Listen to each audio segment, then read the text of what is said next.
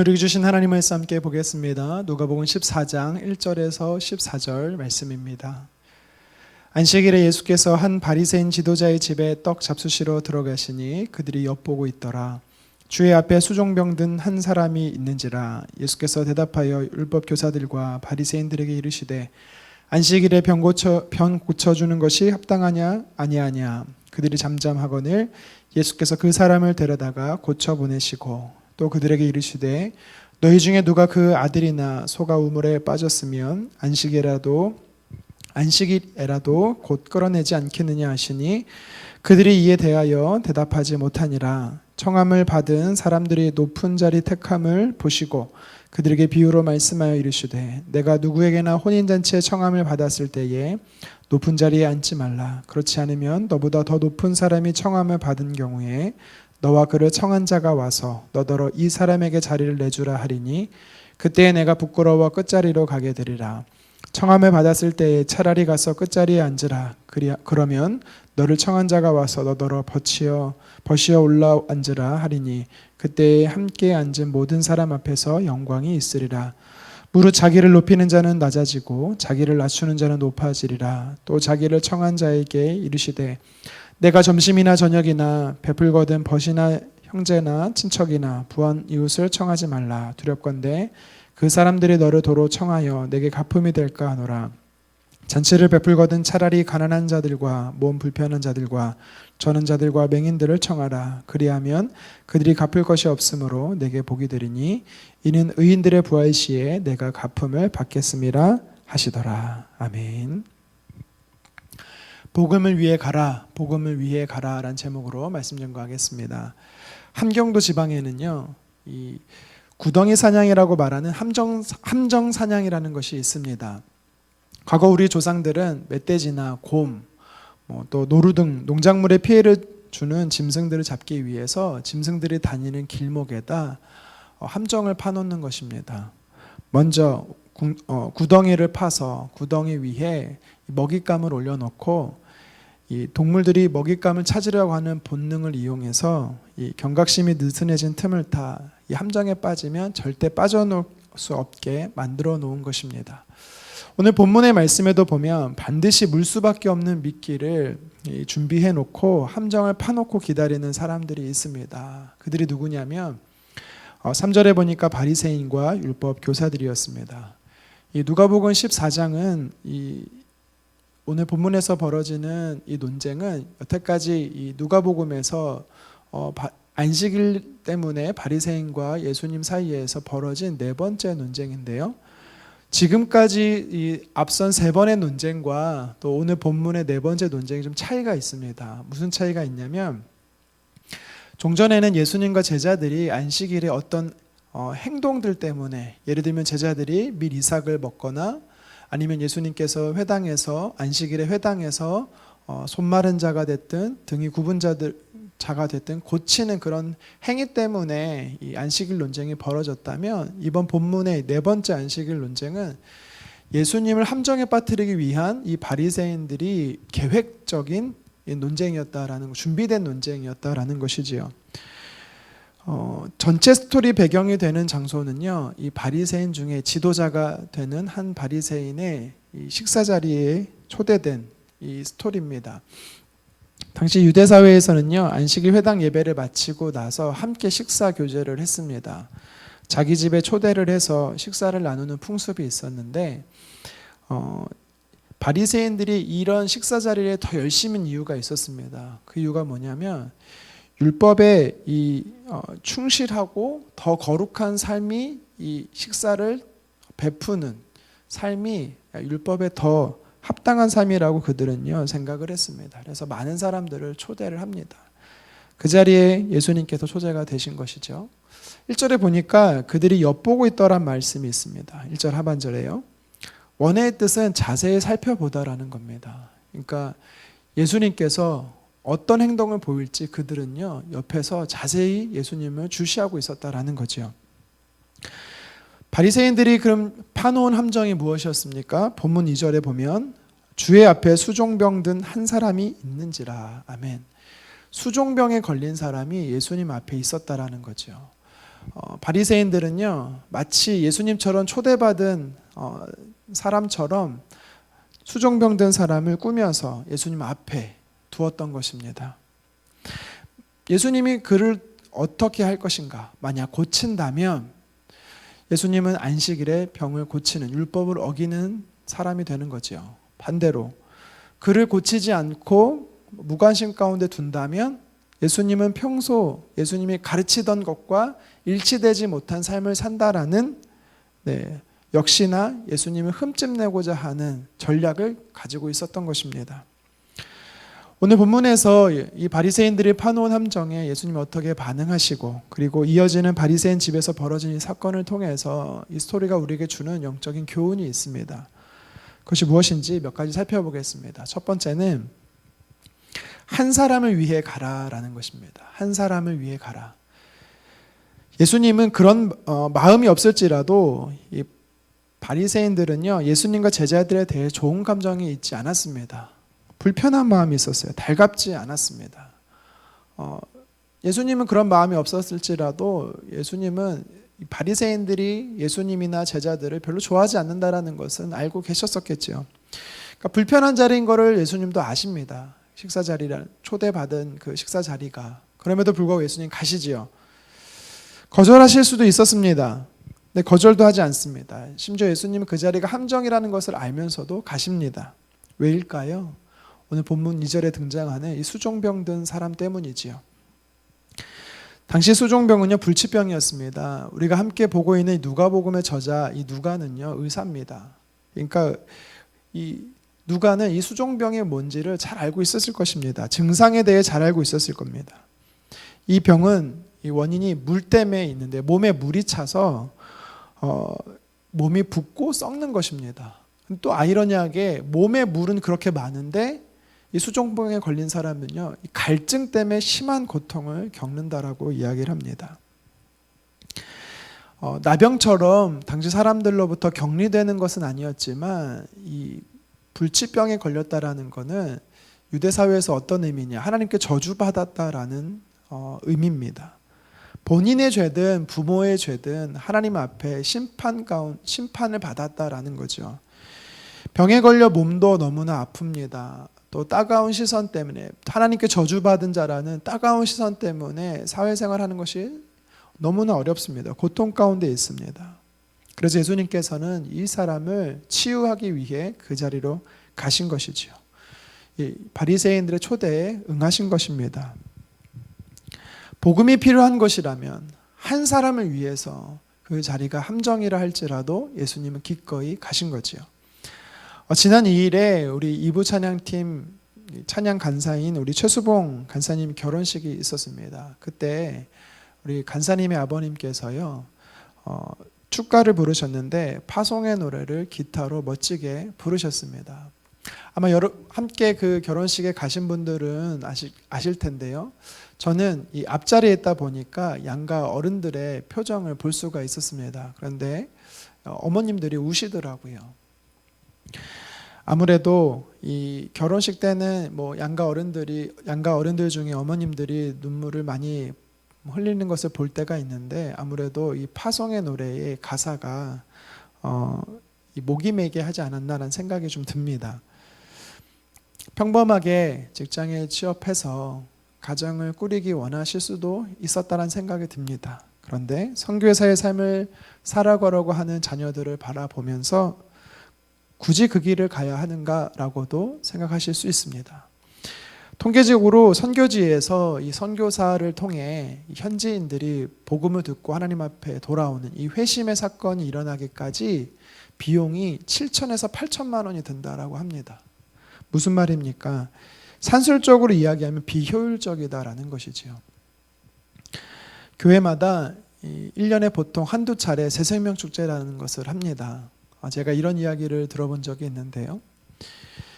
어떤 교회에서 비용과 시간을 들여서 새생명 축제를 했는데 초대받아 온 사람들이 상대적으로 적었다라는 겁니다. 투자 대비 너무 효율성이 떨어져서 새생명 축제를 하지 않기로 했다라는 것입니다. 충분히 이해되는 부분이지요. 그렇지만 효율성을 따져 사역을 하고 복음을 전한다라면 오늘 예수님께서는요, 이 바리새인의 초대에 응하지 말았어야 합니다. 오병이어의 사건처럼 아니면 산상수훈처럼 수많은 사람들 앞에서 이적과 기적을 행하고 말씀을 가르치는 것이 효율성이 있는 효과적인 사역인 거죠.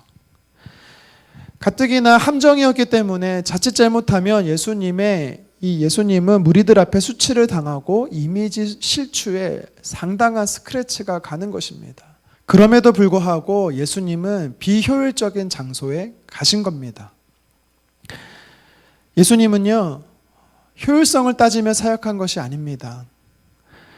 그 한 사람이 이름이 오늘 성경에 기록되지 않습니다. 누군지 우리는 잘 알지도 못합니다. 그런데도 예수님은요, 복음이 필요하고 회복이 필요한 그 한 사람 때문에 그 자리에 가셨던 것이지요.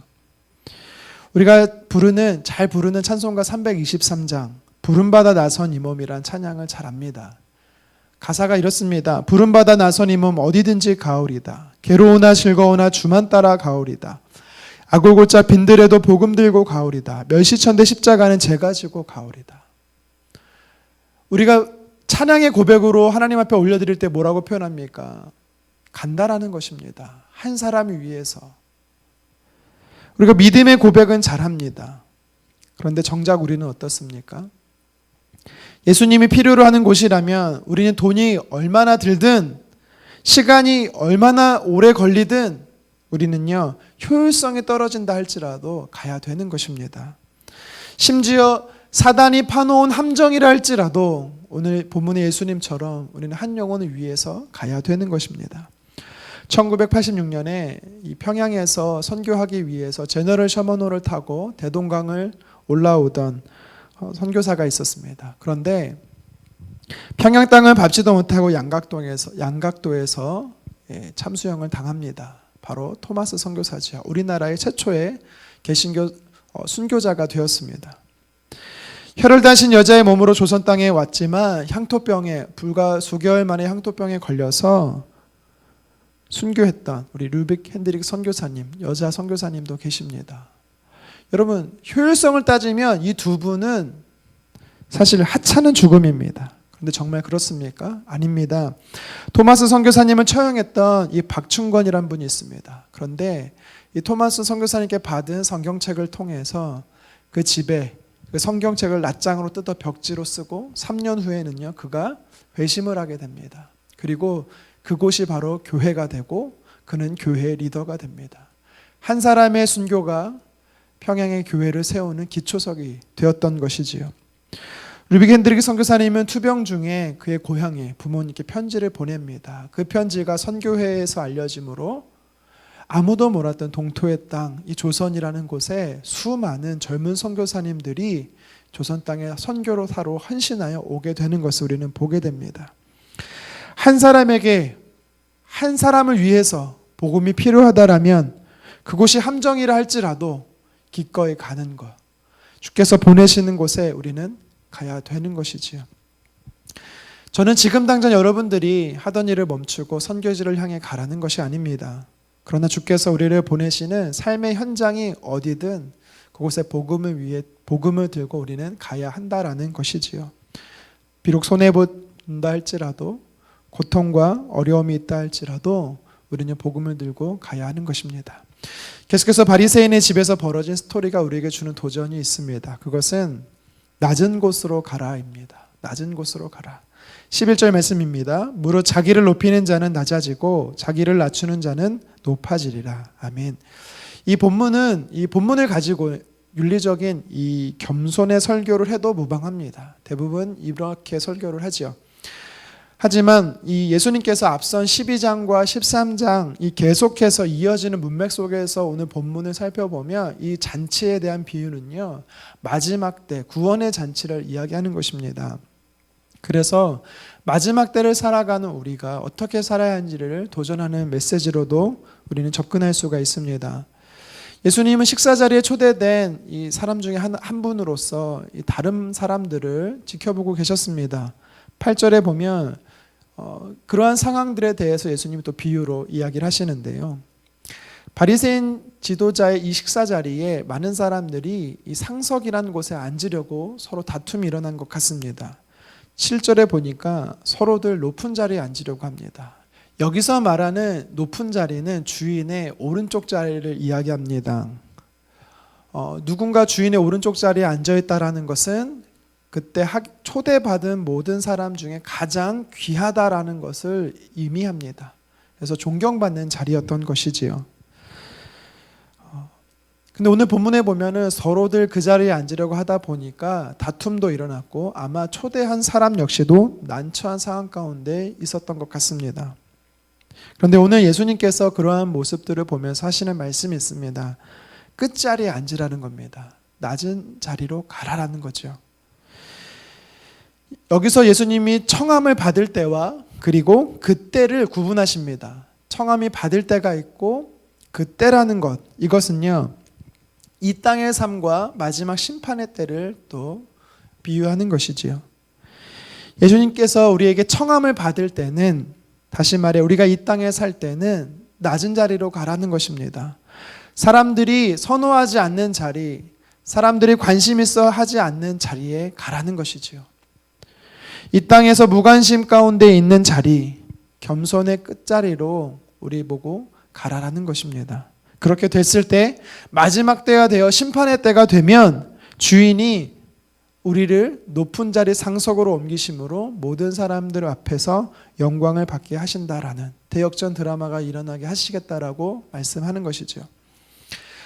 예수님의 이 비유는 우리에게 오늘을 어떻게 살아가야 할지, 무엇을 위해 살아가야 할지 우리에게 도전하는 것입니다. 잠시 잠깐 살아가는 이 땅에서 우리는 목매이며 살지 말라라는 것입니다. 사람들로부터 박수와 존경받는 자리, 부러움을 사는 자리를 위해서 달려가라는 것이 아니라 반대로 다른 사람들이 아무도 관심 갖지 않는 자리, 가려고 하지 않는 그 자리, 무관심의 자리, 낮은 자리로 가라라고 우리에게 도전하는 것이죠. 그곳에서 충성하는 종의 모습으로 섬길 때 마지막 때 주께서 진정으로 영광받는 자리를 저와 여러분들을 높이실 것입니다. 마지막으로 본문의 말씀 우리에게 도전하는 것은 보상이 없는 자리로 가라라는 것이죠.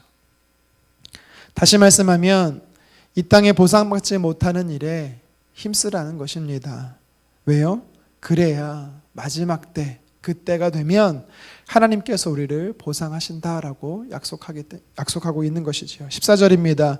그리하면 그들이 갚을 것이 없으므로 내게 복이 되리니 이는 의인들의 부활 시에 내가 갚음을 받겠음이라 하시더라. 아멘. 12절에 보니까요, 예수님이 그 집 주인에게 말씀을 합니다. 뭐라고 말씀하시냐면 내게 갚음이 되는 사람들을 초대하지 말라라는 것이죠. 13절에 반대로 예수님은 가난한 자, 몸 불편한 자, 또 맹인들을 청하라라고 말씀합니다. 결국은 이들은 누군가의 도움이 없으면 안 되는 자입니다. 내게 갚을 능력이 없는 자입니다. 이 성경을 통해서 예수님은 우리에게 도전하는 것이죠. 개인이 됐든 교회가 됐든 무엇에 집중해야 하는가? 하나님께서 우리에게 허락하신 에너지, 물질, 시간, 또 은사와 재능, 누구를 위해 사용해야 되는가를 이야기하는 것입니다. 세상에 보상이 없기에 관심 갖지 않습니다. 돌보지 않는 사람들, 그 영역들에게 나아가지 않습니다. 그런데 오늘 예수님은 우리에게 뭐라고 말씀하십니까? 어떻게 명하십니까? 또 예수님은 어떻게 사셨습니까? 보상이 없는 자리로 가셨다라는 거죠. 예수님은 하나님과 동등됨의 그 위치에서부터 내려오셨습니다. 보상이 없는 자리에 성육신 하신 것입니다. 저와 여러분들은 어떻게 살아야 할까요? 소외되고 아파하고 어려운 사람, 누군가의 도움이 필요한다라면 그 자리에 우리는 약자가 있는 소외된 자리에 나아가야 되는 것입니다. 말씀을 정리합니다. 우리는 복음을 가지고 세상을 향해 나아가야 합니다. 복음이 내 안에 있을 때는요, 내 안에만 있을 때는 능력이 나타나지 않습니다. 복음이 나를 변화시키고 그 복음의 능력으로 누군가에게 나아갈 때 그것이 폭발력 있는 능력으로 되는 것이죠. 오늘 식사잔치에 초대되었던 예수님께서는요, 그 자리가 함정인 것을 알면서도 나아가셨습니다. 그처럼 우리도 이 세상에서 복음을 들고 나아가야 합니다. 단 한 사람을 위해서라도 나아가야 되는 것입니다. 구원이 필요로 하는 자가 있다라면 그것이 어디가 되었든 나아가야 되는 것이지요. 그리고 낮은 곳으로 가야 합니다. 아무도 가지 않으려고 하는, 관심 갖지 않으려고 하는 곳으로 나아가야 합니다. 마지막으로 보상이 없는 자리로 가야 합니다. 주께서 보상하시겠다라고 말씀하지요. 오늘 하루도 예수님이 가셨던 것처럼 그 모습을 따라가는 저와 여러분 되기를 주님의 이름으로 축원합니다. 기도하겠습니다. 주님, 오늘 말씀을 붙잡고 기도합니다. 복음을 위해 나아가는 하나님의 자녀들 저희 모두가 될 수 있도록 주님 도와주시옵소서. 비록 그것이 손해보는 자리고 함정의 자리라 할지라도 구원하기로 작정된 예정된 한 사람이 있다라면 기꺼이 나아가기를 간절히 도와주시옵소서. 또 낮은 곳으로 가기를 원합니다. 많은 사람들의 박수와 존경받는 자리가 아니라 할지라도 아무도 관심 갖지 않는 자리라 할지라도 예수님처럼 낮은 자리로 나아가게 도와주시옵소서. 보상이 없는 자리일 수 있습니다. 하나님, 우리가 모든 것을 쏟아내야 되어만 하는 자리일 수 있습니다. 그렇지만 주께서는 심판 때에 마지막 때에 갚으시겠다라고 하셨습니다. 그래서 보상 없는 자리로 나아가는 예수님이 나아가셨던 그 길을 예수님처럼 따라가는 저희 모두가 되게 도와주시옵소서. 감사드리며 살아계신 예수님의 이름으로 기도드리옵나이다. 아멘.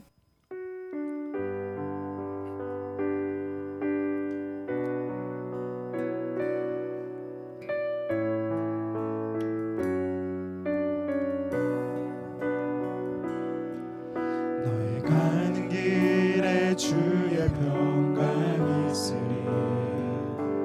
평강의 함께 가시니 너의 걸음 주 인도하시니 주의 강한 손 너 이끄시니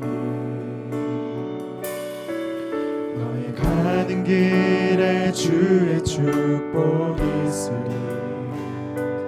영광의 주 함께 가시니 내가 밟는 모든 땅 주님 다스리리. 너는 주의 길 예비케 되리.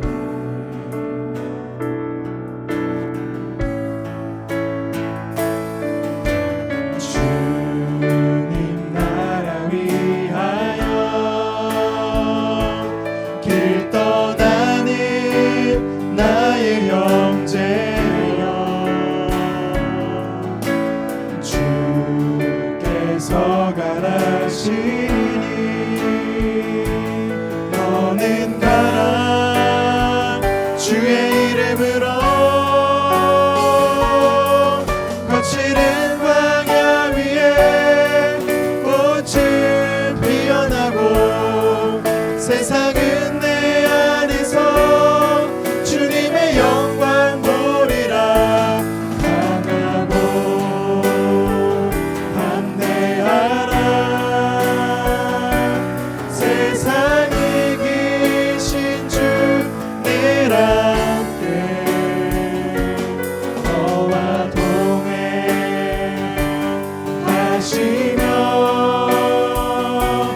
내게 새 힘을 주시리. 다시 한 번 더 고백하시겠습니다. 너의 가는 길에 너의 가는 길에 주의 평강이 있으리. 평강의 왕 함께 가시리.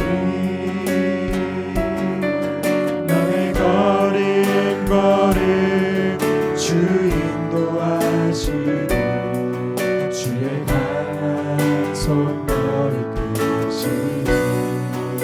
너의 가는 길에 너의 가는 길에 주의 축복이 있으리. 영광의 주 함께 하시니 영광의 주 함께 가시니 내가 밟는 모든 땅 주님 다스리니. 너는 주의 길 예비케 되니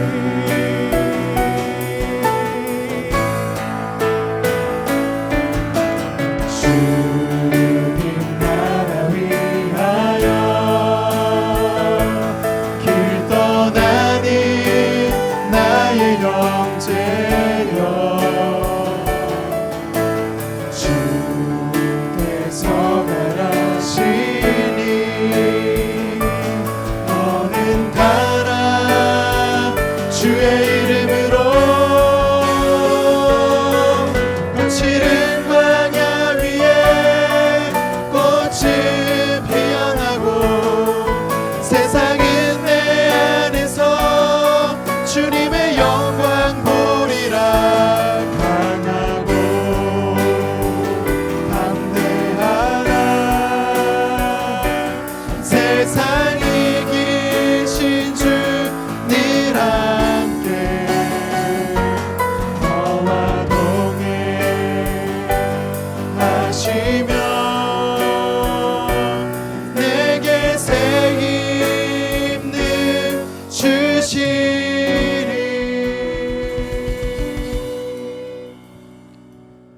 우리 말씀을 기억하며 함께 기도하기를 원합니다. 오늘 예수님께서 그 자리가 함정인 것을 알면서도 예수님이 그 자리에 친히 가셨습니다. 그 이유는 수정병 든 그 한 사람 때문이었습니다.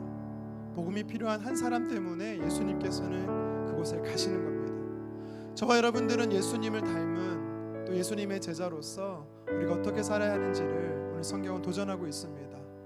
저와 여러분들도 동일하게 한 사람을 위해 우리는 복음으로 가야 하는 것입니다. 계속해서 주님은 도전하십니다. 우리가 가야 하는 곳이, 복음 들고 가야 하는 곳이 어딘가?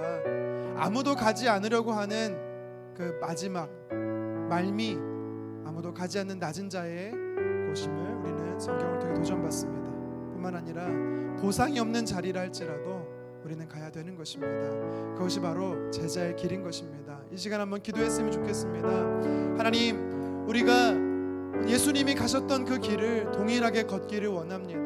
예수님이 한 사람을 위해 찾아가셨고 낮은 자, 아무도 가지 않는 자, 그 자리에, 그리고 보상 없는 그 자리라 할지라도 주님, 내가 그곳에 주님처럼 가기 원합니다라고 이 시간 주여 한번 외치고 기도하도록 하겠습니다. 주여, 주님, 아버지 하나님, 나와 동행하시겠다라고 말씀하신 주님께서 어디를 가든지 함께하겠다라고 말씀해 주심에 감사합니다. 내가 밟는 땅, 주께서 다스리시는 땅이 되게 하시겠다라고 도전하여 주셔서 감사합니다.